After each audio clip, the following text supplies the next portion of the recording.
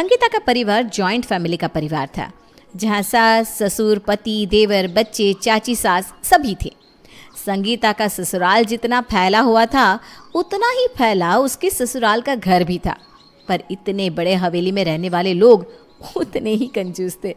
सुबह सुबह विमला अपने कमरे से बाहर आती है और अपनी देवरानी से कहती है, ये नहीं कि उठ गई एक्सरसाइज करने बैठ जाए, सुबह सुबह उठते ही फ़ोन लेकर बैठ जाती है।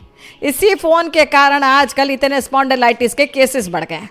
तेरे झुके हुए कंधे को तो देखकर ही मुझे लग रहा है कि तेरी हालत खस्ता है। अब स्पॉन्डिलाइटिस हो गया तो फिर सारी मस्ती निकल जाएगी, खर्च आएगा सो अलग। अरे फ़ोन कहाँ देख रही हूँ मैं भाभी, वो तो बस मैं सुबह सुबह भजन चालू कर रही थी। तू और भजन किसी और को बनाना, मुझे नहीं, तेरी जेठानी हूँ मैं। और आज तू किस खुशी में इतनी सुबह सुबह उठ गई?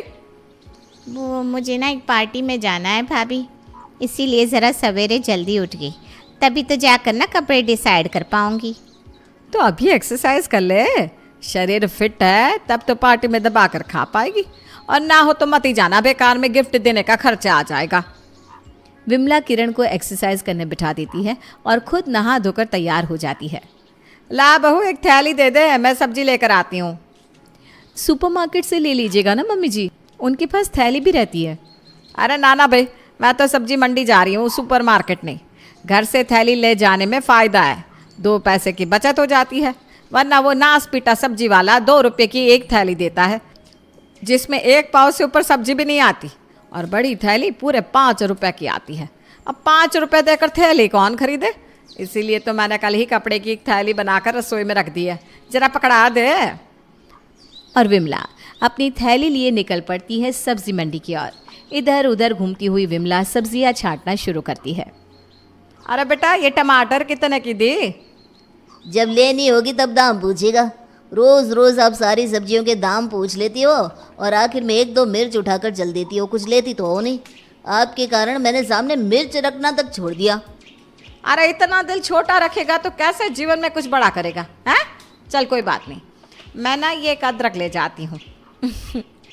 विमला जी इसी तरह कहीं से उठाकर तो कहीं से खरीद कर सस्ती से भी सस्ती सब्जियां अपनी थैली में भर लेती है और एक न्यूज़पेपर से उसे ढक देती है और घर की तरफ जाना शुरू करती है। जैसे ही विमला अपने मोहल्ले में पहुंचती है, शंभू उसे देखते ही उस पर भड़क पड़ता है। क्यों ले आई तू इतनी सारी सब्जियां? लूटवा के मानेगी क्या मैं? हाँ, और ज़ोर ज़ोर से बोलो ना कि सभी को समझ में आ जाए कि हम थैली भर भर कर सब्जी मंगवाते हैं। अरे मैं पागल नहीं हूँ जो मैंने ऊपर से इस तरह न्यूज़पेपर ढक रखा है। और क्या आप भी भरे बाजार में ड्रामा कर रहे हैं? अरे पानी के भाव लेकर आई हूँ मैं इन सब्जियों को। अरे पर तुम लाए तो सब्जी वाले के पास से ही हो ना ताज़ा ताज़ा सब्जियां। ये ताज़ी ना बस नाम की होती है, और सस्ती बोलकर वो भी अपना फ़ायदा रख ही लेता है। छटी हुई सब्जी ले आता है, अरे 5 रुपये में किलो किलो भर देता है सब्जी वाला, और तुझे तो सिर्फ पैसे का हुलिया करना है। सुबह सुबह मोहल्ले के बीचों बीच 5 रुपए की सब्जी के लिए विमला और शंभू को ऐसे लड़ता देख पारुल अपने मामा जी से कहती है, छी छी छी, कैसे लोग हैं ये? और आप क्या कह रहे थे मामा जी?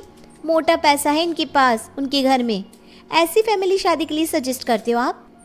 ऐसे घर में शादी करके जाऊँ मैं जहाँ पर ससुर सड़कों पर बासी पुरानी सब्जियाँ चुनते फिरते हैं और सास सब्जी को नज़र ना लगे इसलिए उस पर न्यूज़पेपर ढकती चले?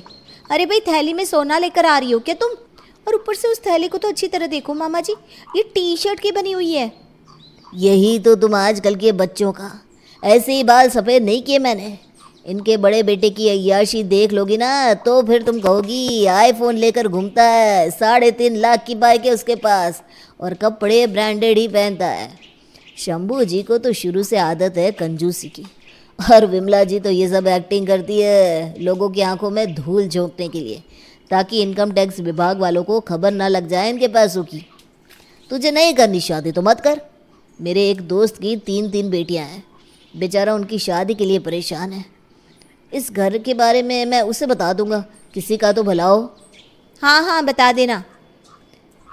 जहाँ यहाँ विमला कंजूसी की हदें पार किए जा रही थी, वहीं उसका बड़ा बेटा पब में डिस्को डांस कर रहा था। 1 more drink। आपके जैसा ग्राहक तो हमने कभी पहले देखा ही नहीं राहुल जी। सुबह सुबह डिस्को में जहाँ कोई नहीं आता वहाँ आप ज़रूर पहुँच जाते हैं। अपने ही धुन में पागलों की तरह नाचने के बाद राहुल अपनी बाइक घुमाता हुआ अपने घर के बाहर पहुंचता है, जहां उसकी सेवा के लिए पहले ही दरवाजे पर विमला और किरण पहुंच जाती हैं। अरे भाभी देखिए, आ गया हमारा राजकुमार। सनस्क्रीन नहीं लगाई थी ना बेटा तूने, हैं? इसीलिए चेहरा ऐसा दब पड़ गया है। अब आप सोच रहे होंगे इस घर में कोई अय्याशी कर रहा है तो कोई कंजूसी, तो असल में मेहनत कौन कर रहा है? इस घर में मेहनत करने की सारी जिम्मेदारी सिर्फ और सिर्फ विकास पर थी। बचपन से ही विकास को उसके माँ बाप से एक पैसे की मदद नहीं मिली थी। वो बेचारा सब कुछ अपने ही दम पर करता था। दुकान से थका हारा पसीने से लथपथ विकास अपने घर आता है। खाना तो दूर, उसे कोई पानी तक नहीं पूछता। सभी राहुल की सेवा में ही लगे रहते हैं। विकास बेटा ज़रा इधर आ, देख कैसे तेरे भैया का चेहरा लाल पड़ गया है। मैं फ्रिज से बर्फ़ लाकर लगा देता हूँ मम्मी, ठीक हो जाएगा, टेंशन ना लो। तभी विकास के फ़ोन पर उसके दोस्त का फ़ोन आता है। ये तेरे पीछे से कैसी आवाज़ आ रही है? सब ठीक तो है ना? अरे वो भैया धूप में बाहर चले गए थे ना, तो उनका स्किन बर्न हो गया। वाह बे वाह, उसका स्किन बर्न सबको दिख रहा है और तेरा लाइफ बंद होता हुआ किसी को नहीं दिख रहा। ऐसे ही बर्दाश्त करता रहेगा तो कल को तुझे घर से जाने को भी बोल दिया जाएगा। मैं तो कहता हूँ तू शादी कर ले, पत्नी रहेगी तो कम से कम 2 टाइम का खाना तो मिल जाएगा तुझे, वो भी बना बनाया। अरे पर मुझे कौन पसंद करेगा भाई। अच्छा चल, मैं तुझसे बाद में बात करता हूँ। विकास अपने लिए खाना बनाने किचन में जाता है, जहाँ ठीक उसके सामने के घर पर आई पारुल खिड़की से विकास को खाना बनाता देख लेती है और वहीं अपना दिल उस पर हार जाती है।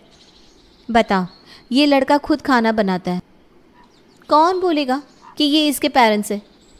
खैर, सास ससुर अगर कंगालपंती करती भी है तो उससे मुझे क्या मतलब? इतना पैसा है, इतना बड़ा घर है, आखिर में ये सब देकर अपने बच्चों को ही तो जाएंगे ना। और जहाँ रहा नेचर का सवाल, तो नेचर तो लड़के का अच्छा ही लग रहा है। अगर इसका बड़ा भाई इतनी अच्छी लाइफ जी रहा है, फिर तो इसकी लाइफ की मुझे टेंशन होनी ही नहीं चाहिए।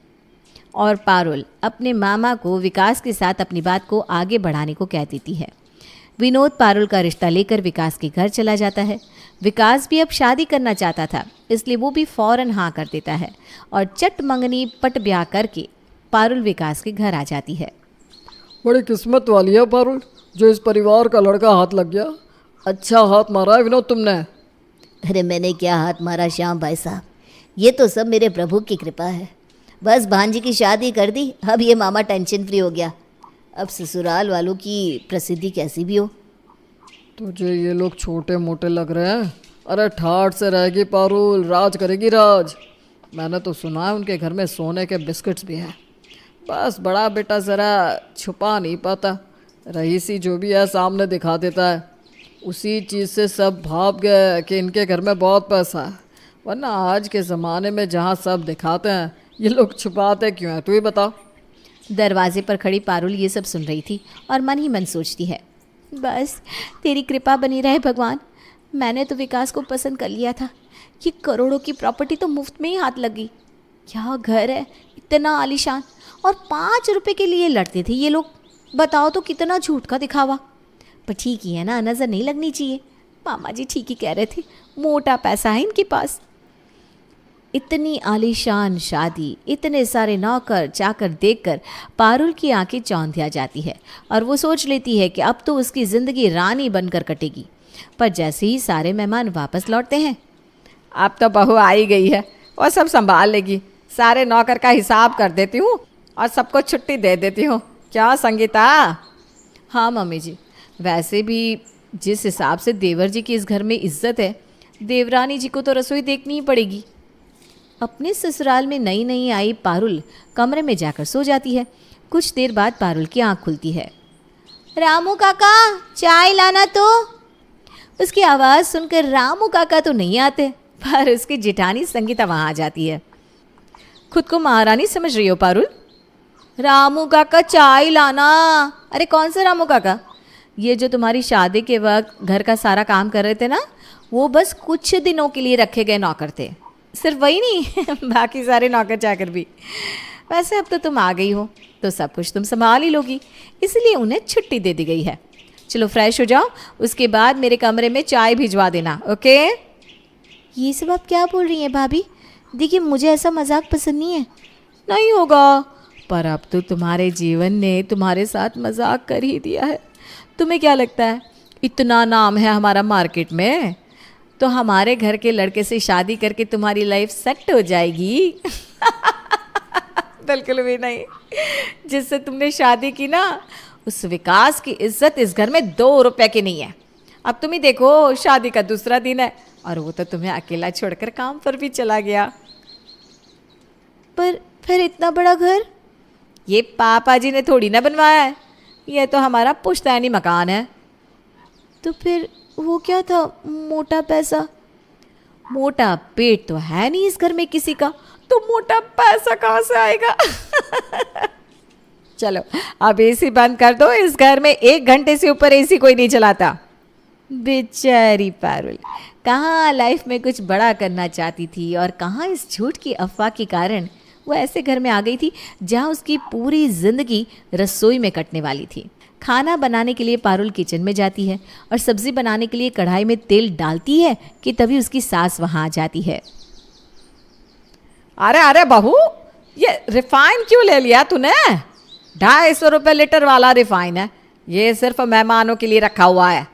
चल वापस अंदर रख दे, मैं तुझे सस्ता तेल निकाल कर देती हूँ, हम उसी में खाना खा लेते हैं। बस याद रखना, सामने ओलिव ऑयल रखा हुआ है, राहुल उसी में बना हुआ खाना खाता है, वरना बाकी किसी तेल की स्मेल भी अगर उसे आ जाए तो उसे उल्टी होने लग जाती है। और विकास मम्मी जी, उन्हें उल्टी नहीं होती? अरे वो मेरा मजबूत बेटा है, उसे तो कोई कुछ भी दे देगा वो खा लेगा। वो तो नमक रोटी खा ले, नखरा नहीं है उसका कुछ भी। पर वो क्या है ना, राहुल का शरीर ज़रा कमज़ोर है, ज़रा सी भूख भी उससे बर्दाश्त नहीं होती। थोड़ी सी धूल मिट्टी भी चली जाए ना तो उसे खांसी हो जाती है। कल कह रहा था, मम्मी एक कार लेने की ज़रूरत है, देखती हूँ कोई एफडी तुड़वा दूँगी। कार की क्या ज़रूरत है मम्मी जी, उनके पास बाइक तो है ही। अरे ये कहना बहू, इतनी तेज़ धूप में उसे 10 जगह इंटरव्यू देने जाना पड़ता है। विकास का तो क्या है, उसने दुकान कर लिया तो कम से कम 10 जगह भटकना तो नहीं पड़ता। और मुझे पता ही है बाहर भूखा नहीं रहता होगा, कुछ ना कुछ पौष्टिक खा ही लेता होगा। पर मैं अगर राहुल का पेट भर कर ना रखूं तो वो बेचारा भूखा मरता मैदा भी खा ले। अभी कार तो मैं उसे लेकर ही दूंगी, नौकरी लग जाए उसकी, मेरी टेंशन ख़त्म। हे भगवान, कैसे लोग हैं ये? एक ही माँ अपने दोनों बच्चों में इतना भेदभाव कैसे कर सकती है? पारुल का खून तो पहले ही खौल रहा था कि बची कुची कसर पूरी करने किरण भी रसोई में आ जाती है। ये ठीक किया भाभी आपने, जो पायल को सब बता दिया। सब बच्चों का शरीर एक सा नहीं होता। बेचारा हमारा राहुल थोड़ा कमज़ोर है तो क्या कर सकते हैं। और बेटा ऊपर देख, वो कबर्ड में जो पहले वाला डाइनिंग सेट है ना, उसी डाइनिंग सेट में खाना परोसना। राहुल स्टील के बर्तन में खाना नहीं खाता। खाना बनाकर पारुल टेबल पर पहुंचती है। सभी घबराए हुए राहुल की तरफ देख रहे थे कि बस उसे खाना पसंद आ जाए। ये कोई खाना है? हाँ, कोई खाना है ये? इसलिए मुझे घर पर रोक रखा था तुमने मम्मी, इसके चक्कर में मेरी इंटरव्यू भी छूट गई। ये कहकर गुस्से में राहुल उठता है और उस खाने की प्लेट को छोड़कर बाहर चला जाता है। इसी बात का डर था मुझे, बेचारा भूखा चला गया मेरा बच्चा। ए जी, आप उसके पीछे पीछे जाइए ना, कुछ ना कुछ बाहर खिला दीजिएगा उसे।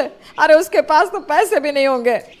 हाँ, पूरा दिन तो किसी तरह पारुल अपने ससुराल में निकाल लेती है और रात को जैसे ही विकास दुकान से लौटकर घर आता है तो वो विकास से इस बारे में बात करती है।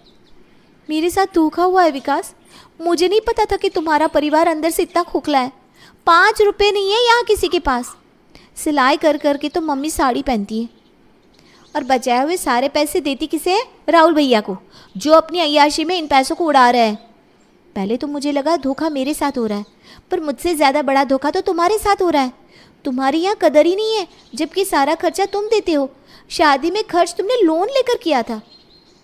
हाँ पारुल, मैं अपने भाई से बहुत प्यार करता हूँ और अपने घर वालों से भी, और इन चीज़ों से मुझे फ़र्क नहीं पड़ता। कोई कदर करे या ना करे, मैं जैसा हूँ मैं वैसा ही रहूँगा। तुम होगे धड़कन मूवी के अक्षय कुमार, पर मैं शिल्पा शेट्टी नहीं हूँ। तुम्हारी अच्छाई देखकर मैं इस चक्की में नहीं पीस सकती। मैं जा रही हूँ वापस अपने मामा जी के घर। पारुल, तुम मेरी पत्नी हो, ऐसा क्यों बोल रही हो? तुम्हें मैं किसी भी चीज़ की कोई कमी नहीं होने दूंगा। पर पारुल विकास की एक बात नहीं सुनती और अपना सामान पैक कर लेती है।